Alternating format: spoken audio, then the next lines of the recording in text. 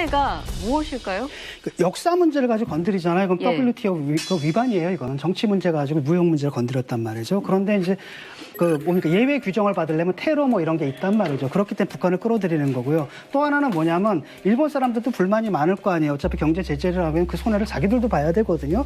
일본 기업들도 우려를 표명하고 있고 일본 국민들도 썩 좋아할 건 아니지 않습니까? 그럴 때 무슨 얘기를 하냐 사린가스의 기업을 툭 건드리는 거예요. 예. 이게 가가지고 북한으로 넘어가서 그런 독가스가 된다. 이래가지고 사실 국내 정치용이라는 거죠.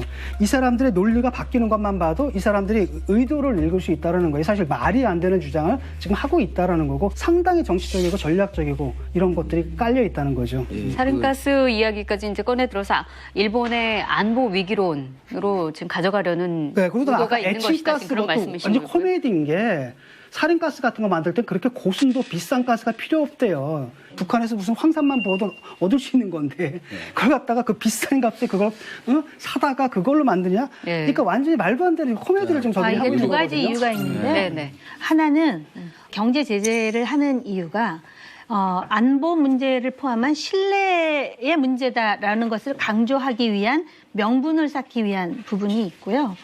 두 번째로는 아까 말씀드렸잖아요. 입증 책임이 일본에게 있는 거잖아요. 그 아베가 여기서 이제 여러 가지 고려를 하겠죠. 지금 일본이 이 아베의 행태에 대해서 일본 여론이 상당히 우호적이라는 거예요. 근데 얼마 안 있으면 이제 참의원 선거도 있지 않습니까? 그런 복선이 있는 거예요. 네. 일본 언론들이 사실 좀 창피한 얘기지만 저희 언론보다 훨씬 성숙해요. 그러니까 주요 언론들은 그런 식으로 그 대응해서는 안 된다. 한국과의 관계를 라고 견제하고 있지만 그것이 지금 현재로선 묻혀 있는 정도 상황이거든요. 그렇기 때문에 앞으로 이제 시한이 이제 몇 개 남아 있잖아요. 지금 참여원 선거 뒤에 바로 7월 21일이 예. 참여 선거죠. 그렇죠. 네. 근데 그 바로 앞에 이제 그 제3국 중재위원회 갈 수 있는 시한이 하나 있고 네. 그 다음에 이제 마지막으로 화이트리스트 8월 말에 해제 여부를 이제 이제 결정하게 될 텐데 지금 현재로서는 특단의 변화 상황이 없지 않으면 그대로 차근차근 갈 것이다 하는 게 한일 관계를 걱정하는 일본 쪽 분들도 똑같이 얘기를 해요. 그동안 잃어버린 20년 동안 자기네가 겪었던 나름 울분. 그러니까 한국이 요새 좀 컸다고 우리하고 이런 식으로 막 나오는구나. 그다음에 작년 이후에 벌어졌던 이런 일들을 갖고 이번에 한번 한국을 길들여야 되겠다는 생각을 하면서 내부적으로는 이것을 전쟁할 수 있는 통상국가로 여론을 만들어 가는데 120% 활용하겠다는 것이 저는 근본적인 속셈이라고 생각해요. 그러니까 참여원 선거는 그거 아주 그중에 한 작은 격어고 그다음에 그 북핵 문제가 됐건 이를테면 중국과의 관계 특히 일본의 제일 적국은 가상적국은 중국이거든요.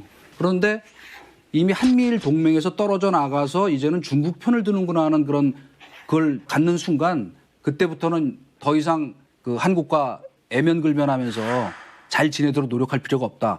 그 더 중요한 이유는 과거에는 오바마 대통령, 그다음에 부시 대통령까지는 한일 간에 갈등이 생기면 일본을 뭐라 그랬어요. 야, 니들이 양보해야지. 게다가 위안부 협상하는 과정에서는 노골적으로 한국 편 들어가고 불만이 정말 엄청났었다고.